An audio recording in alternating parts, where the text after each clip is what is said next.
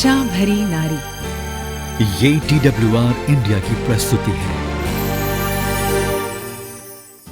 नमस्कार, Trans World radio के आशा भरी नारी कार्यक्रम में आपका स्वागत है। ये एक ऐसा शो है जो हमारे राष्ट्र में वफादार, उत्थान करने वाली और आशावान, प्रेरणादायक महिलाओं को ऊंचा उठाने के लिए समर्पित है। आज के लिए मैं हूं आपकी मेजबान रोज और मैं हूं आसमा। तो बहनों, हम उन विभिन्न भूमिकाओं को देख रहे हैं जिन्हें हम महिलाओं के रूप में हर दिन निभाते हैं। परमेश्वर के उद्देश्य और प्रारूप जब उसने पहली बार उनमें से प्रत्येक को ठहराया और हमें उन्हें किस रीति से निभाना है कि आज उनसे परमेश्वर को महिमा और सम्मान मिले। हमने पिछले कुछ हफ्तों में महिलाओं की, पत्नियों, माताओं और श्रमिकों की भूमिका पर चर्चा की है। इससे पहले कि हम आपको बताएं कि आज हम किस भूमिका पर चर्चा करने जा रहे हैं, आइए सोशल मीडिया और उसके उपयोग के बारे में कुछ आंकड़े देखें।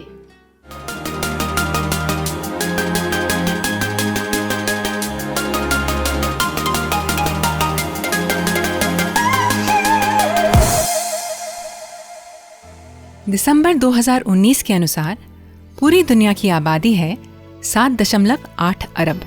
इंटरनेट के 4.54 अरब उपयोगकर्ता हैं, जिनमें से 3.725 अरब सक्रिय सोशल मीडिया उपयोगकर्ता हैं। सोशल मीडिया पर खर्च होने वाला औसत दैनिक समय है 142 मिनट प्रतिदिन।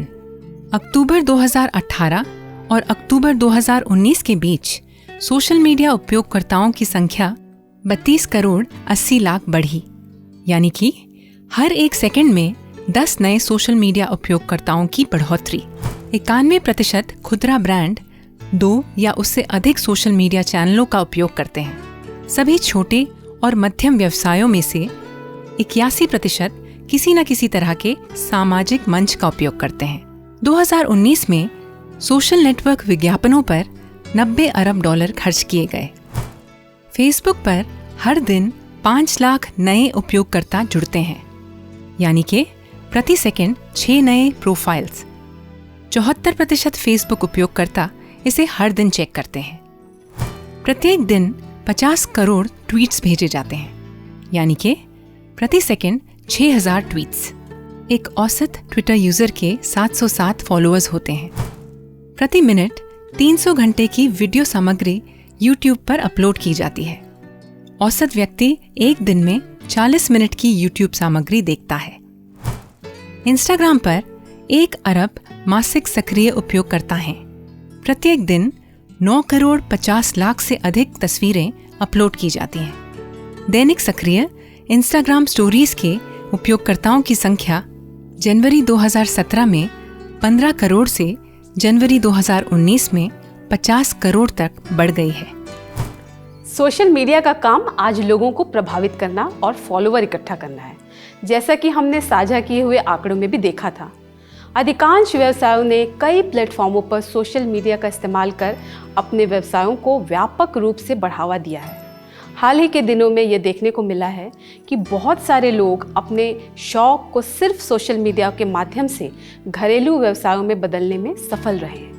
यहाँ तक कि छोटे व्यवसायों को संभालने वाले लोग भी पूरी तरह से अपने सोशल मीडिया का प्रबंधन देखने और फॉलोअर को आकर्षित करने के लिए लोगों को नियुक्त करते हैं। गूगल सर्च करके देखें आपको कैसे अपने फॉलोअर्स को बढ़ाना है। इस पर कई अलग अलग लेख मिल जाएंगे। कुछ तो इस हद तक बढ़ जाते हैं कि वे फॉलोअर्स को खरीदने या उनके पीछे पड़ने के लिए नकली प्रोफाइल बनाने से भी पीछे नहीं हटते। आज लगभग हर कोई सोशल मीडिया पर है। क्या आपको विश्वास होगा, मेरी माँ का भी एक फेसबुक अकाउंट है। अच्छा, आप इस बारे में क्या सोचती है रोज? क्या आपका इंस्टाग्राम, ट्विटर, फेसबुक पर अकाउंट है? आप किस तरह के लोगों या विषयों का अनुसरण करती हैं? आसमा, मैं भी सोशल मीडिया पर शेफ संजीव कपूर को फॉलो करती हूँ। मुझे यकीन है कि अब तक हमारे दर्शक काफी उलझन में हैं। वे सोच रहे होंगे कि आज हमारा चर्चा का विषय क्या है, तो आइए उनके साथ आज के लिए हमारा विषय साझा करें। हाँ, चलिए शुरू करते हैं। आज हम एक बहुत ही अलग तरह के अनुसरण करने या पीछा करने के बारे में बात करने जा रहे हैं। हम इस बारे में बात करने जा रहे हैं कि मसीह के अनुयायी अर्थात शिष्य होने का क्या मतलब है। यह उस प्रकार का अनुसरण है जो कुछ तस्वीरों या वीडियो को देखने और उन पर लाइक या कमेंट करने से बढ़कर है। यह उस काम से बढ़कर है जो हम ऊब जाने पर करते हैं या समय बिताने या टाइम पास करने के लिए करते हैं। ये एक गहरी बुलाहट है, हालांकि कई बार हम इसे एक बुलाहट के रूप में नहीं देखते हैं। खैर, आगे जब हम अनुयायियों या मसीह के चेलों के रूप में अपनी भूमिकाओं पर चर्चा करेंगे तब इसे और अधिक विस्तार से समझेंगे। जब मैं यीशु के शिष्यों के बारे में सोचती हूँ तो जो चीज सबसे पहले मेरे सामने खड़ी होती है और मुझे हमेशा मोहित करती है वह वो तरीका है जिस तरह से उन्होंने यीशु के आह्वान पर प्रतिक्रिया व्यक्त की थी। जिस तरह से वे सभी शाब्दिक रूप से जो कर रहे थे उसे छोड़ दिया और बस उसके पीछे हो लिए। मत्ती 4:20 में पतरस और अंद्रयास के बारे में बताया है, वे तुरंत जालों को छोड़कर उसके पीछे हो लिए। और पद 22 में याकूब और यूहन्ना के बारे में कहता है, वे तुरंत नाव और अपने पिता को छोड़कर उसके पीछे हो लिए। हाँ, ये काफी आश्चर्यजनक और अजीब सा लगता है ना? हाँ, कि वे जो काम कर रहे थे वे बस यूं ही छोड़ दिया और यीशु के पीछे हो लिए। बिल्कुल। स्पष्ट रूप से उस समय के दौरान यहूदी शिक्षकों या रब्बियों के लिए अपने शिष्यों या अनुयायियों को चुनना आम बात थी, और ये चुने हुए लोग वास्तव में अपने घरों और परिवारों या अपनी नौकरियों को छोड़ देते थे और अपने शिक्षकों का अनुसरण करना शुरू कर देते थे और उनसे परमेश्वर के बारे में सीखते थे, उनसे जीवन जीने का ढंग सीखते थे और उनके उपदेशों का पालन करते थे। यही तो एक अनुयायी या शिष्य होने का असल मतलब है। वस्तुतः यीशु के पीछे जाना और वो सब सीखना जो उसने सिखाया है और वैसा जीवन जीना जैसे उसने खुद जिया था। रोज़ हम ये देख सकते हैं कि यीशु आज हमारे लिए शारीरिक रूप से उपस्थित नहीं है, जिसके लिए हम वास्तव में अपना सब कुछ छोड़ दें और उसका पीछा करें। इसलिए हम स्पष्ट रूप से यहाँ जो बात कहता है वैसा हूबहू नहीं कर सकते। लेकिन बाइबल आवश्यकता से ज़्यादा इस बारे में बताती है कि मसीह के शिष्य से क्या करने की उम्मीद की जाती है और उन्हें किस तरह का जीवन जीना चाहिए। उदाहरण के लिए पहली शताब्दी में कलीसिया ने शारीरिक रूप से यीशु का अनुसरण नहीं किया, लेकिन प्रेरितों के काम की पुस्तक और पत्रियों में हमारे समझने और मसीह के अनुयायियों के रूप में जीने का क्या मतलब है, ये जानने के लिए पर्याप्त बातें बताई गई हैं। और हम उन 3 चीज़ों में से एक पर आते हैं जिन्हें हमें मसीह के अनुयायी होने के लिए महसूस करने, स्वीकार करने और प्रतिज्ञा करने की आवश्यकता है। भजन संहिता 7:11 में कहता है, परमेश्वर धर्मी और न्यायी है, वरन ऐसा परमेश्वर है जो प्रतिदिन क्रोध करता है। वह पूरी तरह से पवित्र और न्यायी है और पाप को बर्दाश्त नहीं कर सकता। पाप जिसमें हम इतनी गहराई से डूब जाते हैं और चाहे हम कितना भी प्रयास क्यों ना कर लें, अपने दम पर इसे मिटा नहीं सकते। और परमेश्वर इसे यूं ही जाने भी नहीं दे सकता, क्योंकि वह पूर्ण न्यायी है। इसलिए हमें बचाने की जिम्मेदारी खुद परमेश्वर पर आ गई और उसने अपने बेटे को बलिदान के रूप में भेजा कि वह हमारा दंड अपने ऊपर ले ले। हमारे लिए उसका प्यार इतना महान है कि हमारे पाप और हमारे निरंतर विद्रोह के बावजूद, जिसका गवाह पूरा इतिहास है कि कैसे मनुष्य बार बार उससे दूर हो गया, उसने हमारे लिए एक रास्ता खोला कि हमारा मेल मिलाप उसके साथ हो जाए और उसके पुत्र के लहू के द्वारा हम शुद्ध हो जाएं, ताकि हर कोई जो उसके पुत्र पर विश्वास करता है वह पाप और पापी स्वभाव के बंधन से मुक्त हो जाएगा और परमेश्वर को फिर से स्वीकार हो जाएगा, जैसा कि रोमियो 3:22 में कहा गया है, अर्थात परमेश्वर की वह धार्मिकता जो यीशु मसीह पर विश्वास करने से सब विश्वास करने वालों के लिए है। लेकिन यहाँ पर सिर्फ विश्वास के साथ चेले बनने का क्या अर्थ है? रोज, क्या आप हमारे लिए यूहन्ना 8:31 पढ़ सकती हैं? हाँ, क्यों नहीं। यूहन्ना 8:31 में लिखा है, तब यीशु ने उन यहूदियों से जिन्होंने उस पर विश्वास किया था कहा, यदि तुम मेरे वचन में बने रहोगे तो सचमुच मेरे चेले ठहरोगे। यदि तुम मेरे वचन में बने रहोगे तो सचमुच मेरे चेले ठहरोगे। इसलिए चेले बनने के लिए सबसे पहले हमें यीशु को अपने जीवन का प्रभु और स्वामी बनाना होगा। अब इसका क्या मतलब है? एक गुरु या स्वामी वह है जो आप पर नियंत्रण रखता है और आप उसके अधीन होते हैं और समर्पण करते हैं, और जैसा वह आपसे कहता है आप वैसा ही करते हैं। अतः इसका मतलब यह होता है कि हम जो कुछ भी करते हैं वह उन आज्ञाओं को ध्यान में रखते हुए करते हैं जो यीशु ने हमें दी हैं और हमें सिखाया है। लेकिन यह ध्यान में रखें कि यह एक अबोध या रोबोटिक आज्ञाकारिता नहीं है जिसे करने के लिए हमें मजबूर किया गया है। यूहन्ना 14:15 पद कहता है, यदि तुम मुझसे प्रेम रखते हो तो मेरी आज्ञाओं को मानोगे। यह आज्ञाकारिता प्रेम से उत्पन्न होती है, उसने जो हमारे लिए अपने असीम अनुग्रह के कारण दर्शाया है। यह उसके उत्तर में है जो उसने हमारे पापों के लिए प्रायश्चित के लिए अपने पुत्र के बलिदान के द्वारा दिखाया है। लूका 6:40 में कहता है, परंतु जो कोई सिद्ध होगा वह अपने गुरु के समान होगा। इसलिए एक शिष्य या चेले होने के लिए हमें अंततः शिक्षक की ही तरह बनने का प्रयास करना चाहिए। हम अनुयायी या शिष्य होने का दावा नहीं कर सकते अगर हम मसीह की शिक्षाओं से सीखने और वैसा ही करने के लिए तैयार नहीं हैं, जैसा कि उसने हमें आज्ञा दी है या सिखाया है। एक चेले होने का मतलब है मसीह को उदाहरण के रूप में सामने रखना और मसीह के समान सिद्धता को प्राप्त करने के उद्देश्य के साथ जीना। जैसा कि मत्ती 5:48 में कहा गया है, इसलिए चाहिए कि तुम सिद्ध बनो जैसा तुम्हारा स्वर्गीय पिता सिद्ध है। लेकिन कई बार हम उसे खारिज कर देते हैं, करते हैं ना? हाँ, बिल्कुल करते हैं। हमें लगता है कि यह असंभव है, इसलिए हमें प्रयास करने की अनावश्यक परेशानी क्यों मोल लेनी चाहिए। लेकिन बाइबल इसके बारे में बार बार बात करती है, तो जाहिर है कि यह कुछ ऐसा काम है जो परमेश्वर की दृष्टि में महत्वपूर्ण है और वो चाहता है कि हम उसे करें। इफिसियों 5:1 कहता है, इसलिए प्रिय बच्चों के समान परमेश्वर का अनुसरण करो। गलातियों 2:20 में कहता है, मैं मसीह के साथ क्रूस पर चढ़ाया गया हूँ और अब मैं जीवित ना रहा पर मसीह मुझ में जीवित है। इसका मतलब यह है कि मसीह के जैसा होना संभव है। वास्तव में यह परमेश्वर की आज्ञा भी है कि हम उसके समान बने। हाँ, हम अंततः अनंत काल के जीवन में महिमा पाए हुए प्राणी के रूप में पूर्णता को प्राप्त करेंगे। लेकिन फिर भी इसका मतलब यह नहीं कि हम इस जीवन में जैसा चाहें वैसा कर सकते हैं, बल्कि हमें अपने कार्यों, शब्दों, विचारों में इस तरह से जीने का प्रयास करना चाहिए जो हमारे रचयिता को महिमा प्रदान करे, जैसे कि यीशु ने किया।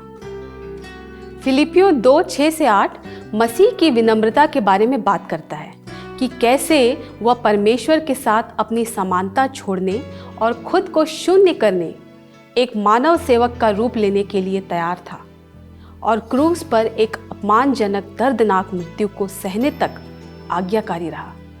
यहाँ मसीह की विनम्रता का कितना सुंदर रिमाइंडर हमें दिया गया है। लेकिन बहनों, क्या आपने इसके पीछे के पद पर ध्यान दिया है?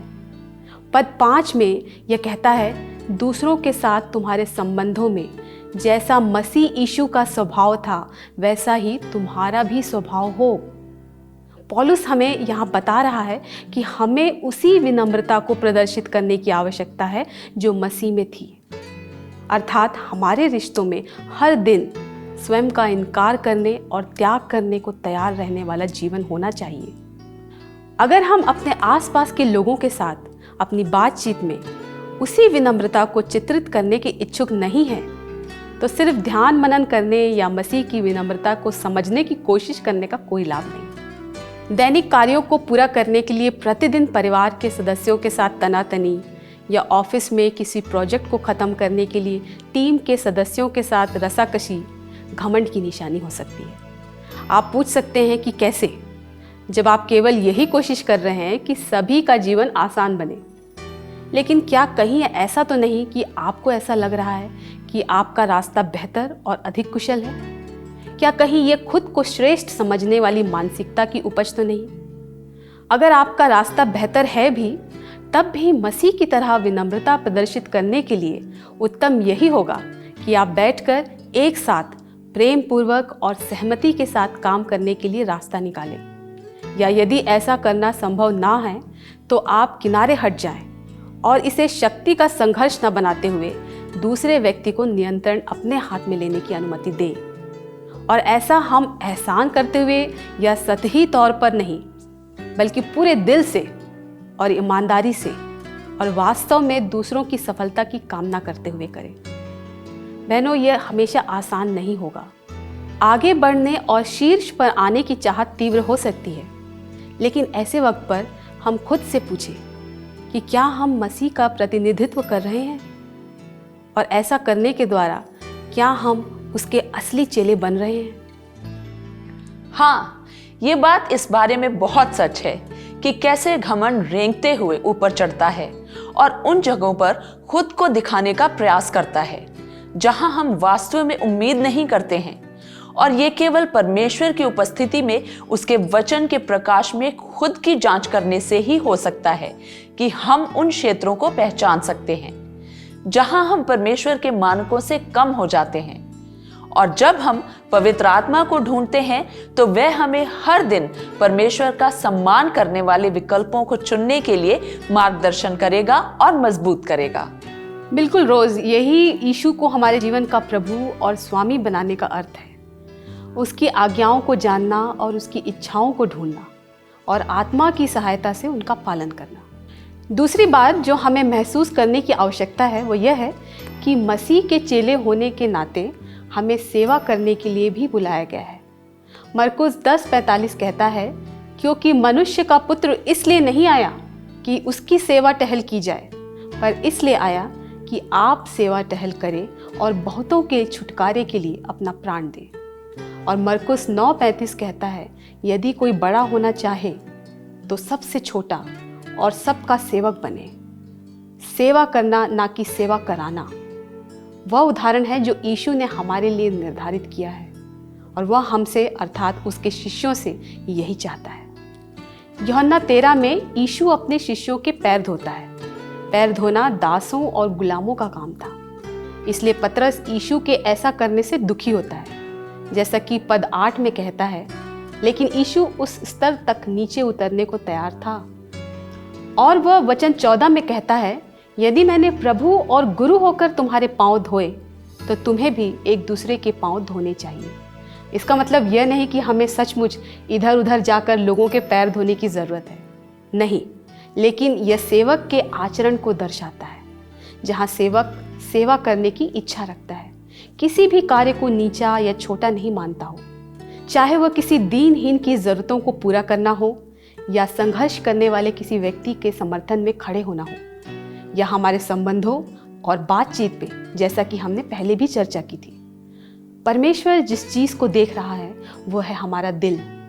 वो देखता है कि कौन सी चीज़ है जो हमारे कार्यों को प्रेरित करती है। क्या ये सच्ची विनम्रता और सेवक की प्रवृत्ति है, या सिर्फ धर्मी या उदार दिखने का एक मुखौटा है, या किसी दूसरे को खुश करने या उनकी कृपा दृष्टि प्राप्त करने के लिए तो नहीं है। हमें याद रखना चाहिए कि परमेश्वर केवल हमारे दिल और हमारे सच्चे इरादे की परवाह करता है। केवल वही एक है जिसे खुश करने की तलाश में हमें रहना चाहिए। बहुत बार हम जो कुछ भी देखते हैं और सुनते हैं और हमारे आसपास जो होता है उससे बहक जाते हैं, और हम उस चीज को देख नहीं पाते हैं कि दूसरे जो सोचते हैं वे केवल स्थायी है और क्षणभंगुर है, और हम उन प्रशंसा और उस मान्यता का पीछा करते रहते हैं। लेकिन जिसकी स्वीकृति वास्तव में हमें लेनी है वह है स्वर्ग में हमारे पिता, हमारे रचयिता, हमारा प्रभु और गुरु। हमने पिछले सप्ताह भी इस बारे में बात की थी कि प्रभु के लिए काम करना, ना कि मानवीय स्वामियों के लिए, और प्रभु से हमारे प्रतिफल अर्थात अनंत काल में हमारे अविनाशी विरासत की प्रतीक्षा करना। ये सही बात है। हमें अपने विश्वासी भाई बहनों के बीच कलीसिया में मसीह की देह में एक दूसरे की सेवा करने के लिए भी बुलाया गया है। पहला थिस्सलुनीकियों 5:11 कहता है, इस कारण एक दूसरे को शांति दो और एक दूसरे की उन्नति का कारण बनो, जैसा कि तुम करते भी हो। और कुलुसियों 3:16 में कहा गया है, मसीह के वचन को अपने हृदय में अधिकाई से बसने दो और सिद्ध ज्ञान सहित एक दूसरे को सिखाओ और चिताओ। हमें एक दूसरे का निर्माण करने और प्रोत्साहित करने के लिए बुलाया गया है। साथ ही साथ हमें एक दूसरे को चिताने और सुधारने के लिए भी बुलाया गया है। लेकिन यह सब प्रेम से किया जाना चाहिए। जब प्रोत्साहन, शिक्षा या सुधार के पीछे प्रेम की शक्ति हो तो इसे प्राप्त करने वाला आश्वस्त होगा कि सामने वाला प्रेम के कारण ऐसा कर रहा है, और तब वह इसे आनंद से ग्रहण भी करेगा। और विनम्रता यहाँ फिर से एक महत्वपूर्ण भूमिका निभाती है, क्योंकि ना केवल हमें दूसरों को निर्देश देने और सुधारने की आवश्यकता है, बल्कि जब हम खुद लड़खड़ाते या भटक जाते हैं तो हमें सुधार और फटकार को ग्रहण करने के लिए भी इच्छुक होना चाहिए। यह दोनों ओर से होता है। हमें यह पहचानने के लिए इच्छुक होना चाहिए कि सुधार प्रेम से किया जा रहा है, और हो सकता है कि यह एक ऐसा क्षेत्र हो जहां हम कमज़ोर पड़ रहे हों और हमें सुधार की आवश्यकता है। इसे प्रार्थना और समर्पण में प्रभु के पास ले जाएं। ये सच है, बहुत बार हम सुधार करने वाले होना पसंद करते हैं। हम रक्षात्मक हो जाते हैं, फिर से रास्ते में गर्व की बात आ रही है, ये सोचकर कि हम सही हैं, और इस बात पर विचार करने के लिए तैयार नहीं हैं कि हम गलत हो सकते हैं।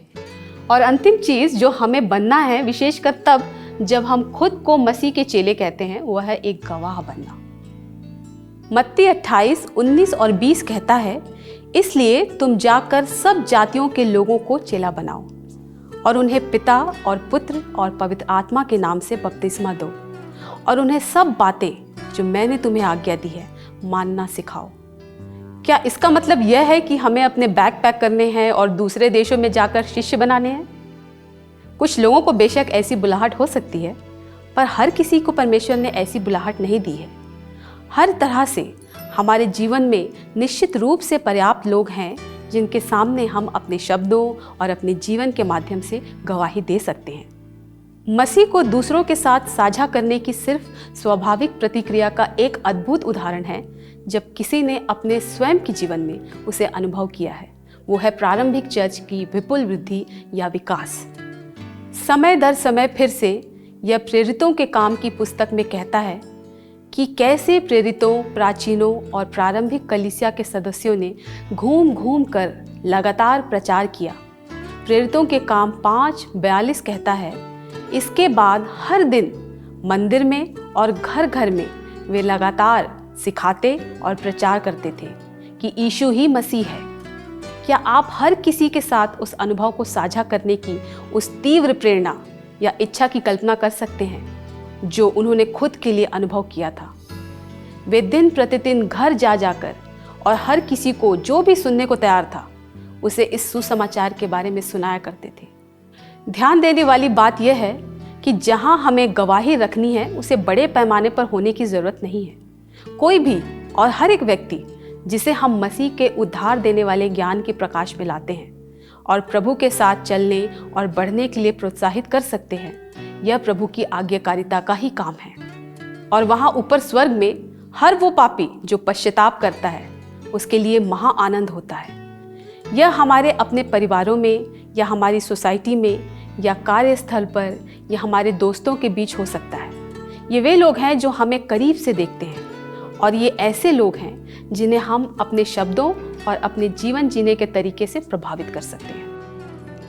यह एक ऐसा महत्वपूर्ण बिंदु है कि जिन शब्दों को हम गवाही के रूप में बोलते हैं उन्हें हमारे जीवन द्वारा समर्थित होने की आवश्यकता है। अगर हमारा जीवन मेल नहीं खाता है तो हमारी गवाही झूठी है और हम कपटी हैं, और यही हम नहीं होना चाहते हैं। हमने ये बात तब भी कही थी जब हमने एक पत्नी की भूमिका पर चर्चा की थी कि हमारे पति हमारे व्यवहार और मसीह का आदर करने वाली समर्पण की भावना से जीते जा सकते हैं, ना कि केवल हमारे शब्दों के द्वारा। और हमारे बच्चों को प्रभु तक ले चलने के लिए एक शिष्य के जीवन को मॉडलिंग करने के बारे में भी। बिल्कुल सही बात है रोज। आप कला या संगीत या लेखन के माध्यम से परमेश्वर द्वारा दिए गए अपने कौशल और प्रतिभाओं का भी उपयोग गवाही देने के लिए कर सकते हैं। आपके द्वारा साझा की गई बातों का अनुसरण करने के लिए आपको बड़ी संख्या में लोगों की आवश्यकता नहीं है, लेकिन यदि आप उसे वैसा करना चाहते हैं जैसा प्रभु अगुवाई करता है, तो वह आपके प्रयास का सम्मान करेगा और उस उद्देश्य को पूरा करेगा जिसके लिए उसने आपको बुलाया है। एक और महत्वपूर्ण बात जो एक बार फिर से मैं उल्लेख करना चाहती हूँ वो यह है हमारे दिलों की स्थिति जब हम दूसरों को गवाही देते हैं। क्या हम इसलिए गवाही दे रहे हैं क्योंकि यीशु हमें चेले बनाने की आज्ञा देता है और हम अनाज्ञाकारी नहीं बनना चाहते? या हो सकता है कि हमने हमेशा खुद को अगुवे के रूप में देखा है। हमारे पास एक संदेश है जिसे लोगों को सुनने की आवश्यकता है और हम किसी को भी सिखाने के लिए तैयार हैं जो सुनना चाहते हैं। यदि हम अनिच्छुक हैं या इसलिए गवाही दे रहे हैं क्योंकि हमें लगता है कि यह एक कर्तव्य है, तो याद रखिए कि परमेश्वर चाहता है कि हम आनंद से सेवा करें। परमेश्वर चाहता है कि हम दूसरों की सेवा करने की जिम्मेदारी के कार्य का आनंद लें। वह चाहता है कि हम हंसमुख रहें जब हम सेवा दे रहे हैं। दूसरा कुरिन्थियों 9 और 7 में हम इस बात को पढ़ते हैं। और वह चाहता है कि हम दूसरों की अगुवाई इच्छा से और उत्सुकता के साथ करें। बहनों, उन लोगों के लिए जो अगुवाई करने के लिए उत्सुक हैं, याद रखें परमेश्वर चाहता है कि हम अगुवाई करते समय सतर्क रहें। पहला पतरस 5:2 कहता है कि परमेश्वर के उस झुंड की जो तुम्हारे बीच में है रखवाली करो, और यह सब दबाव से नहीं परंतु परमेश्वर की इच्छा के अनुसार आनंद से और नीच कमाई के लिए नहीं पर मन लगाकर। लेकिन अंत में गवाही देने का कार्य केवल प्रेम के कारण होना चाहिए, परमेश्वर के लिए प्रेम और लोगों के लिए प्रेम के कारण। पहला कुरिन्थियों 13 इस बारे में बात करता है कि कैसे हम आत्मा के सबसे बड़े उपहार अर्थात प्रेम या अटूट विश्वास को प्रदर्शित कर सकते हैं या सबसे ज़्यादा प्रभावित करने वाली गवाही बनकर रह सकते हैं। लेकिन अगर हम ऐसा प्रेम के कारण नहीं करते हैं तो यह सब कुछ व्यर्थ है, जैसे कोई बर्तन शोर करता है। यदि हम परमेश्वर से प्रेम करने और लोगों से प्रेम करने को अपनी सर्वोच्च प्राथमिकता नहीं बनाना चाहते हैं तो हमें उसे रोकने की आवश्यकता हो सकती है जो हम कर रहे हैं, और पुनर्मूल्यांकन करना है कि हम वास्तव में कहाँ खड़े हैं। आसमा, ये बात बहुत महत्वपूर्ण है ना? जी हाँ। और हमारे दिल की हालत कुछ ऐसी है जिसे हमने आज कुछ समय बाद वापस आने के लिए रखा है कि यही वह बात है जो अन्य सभी से बढ़कर मायने रखती है। यदि हम सही चीजों के चलाए नहीं चलते हैं, अर्थात जो चीजें जिसके द्वारा परमेश्वर चाहता है कि हम संचालित हों, तो फिर वह जो कुछ भी करते हैं वह वांछित फल बिल्कुल नहीं दे सकता है। और हाँ, ये इतनी बड़ी जिम्मेदारी है कि हमें यह सुनिश्चित करना है कि हमारे दिल हमेशा उसी दिशा में हो जो प्रभु हमसे चाहता है। बिल्कुल। हमें उनके साथ निरंतर बातचीत करने की और पवित्र आत्मा को हर कदम पर हमारे अंदर कार्य करने देने की ज़रूरत है। आखिरी बात जो मैं करना चाहती हूँ वह मरियम और मार्था के जीवन का एक छोटा सा उदाहरण है। बाइबल इस बारे में अधिक बात नहीं करती है कि उन्होंने क्या काम किया, वे शादीशुदा थीं, उनके बच्चे थे या नहीं। वहाँ उनकी सामाजिक स्थिति का कोई उल्लेख नहीं है, ना तो धन या सामाजिक संबंधों द्वारा या नौकरी कौशल द्वारा। लेकिन जो पहचान हमेशा के लिए मौजूद होगी, जो विरासत उन्होंने छोड़ी, वह यह थी कि वे मसीह की शिष्या थी। यहाँ तक कि वे हमारे लिए भी कोई अन्य पहचान जो कि हमारे पास हो सकती है उसके समान महत्वपूर्ण नहीं है जितना कि मसीह का अनुयायी होना। और परमेश्वर हमें जिस प्रकार का शिष्य बनाने की चाह रखता है वो बनने के लिए आज हमारे साथ प्रार्थना में सम्मिलित होइए। रोज़, क्या आप हमारे लिए प्रार्थना करेंगे? हाँ आसमा, जरूर। आइए प्रार्थना करते हैं। प्रभु जी, हम धन्यवाद के साथ आपके सम्मुख आते हैं राजा, और धन्यवाद देते हैं कि एक बार फिर से प्रभु जी आपने हमें अपने वचनों को सीखने के लिए अवसर दिया। प्यारे प्रभु यीशु राजा, मैं प्रार्थना करती हूँ पिता परमेश्वर, हमारी गवाहियाँ प्यारे पिता परमेश्वर प्रभु जी आपके लिए होने पाए, ना कि प्रभु इस संसार को प्रसन्न करने के लिए। पिता, हम जो भी कार्य करें पिता प्रभु हृदय से करने पाए और जो कि प्रभु जी आपको प्रसन्न करने पाए राजा यीशु। पिता प्रभु आपका धन्यवाद पिता कि आपने हमारी प्रार्थना को सुना है राजा। आदर महिमा आपको देते हुए धन्यवाद के साथ प्रार्थना मांगती हूँ प्यारे बेटे प्रभु यीशु मसीह के नाम में, आमीन।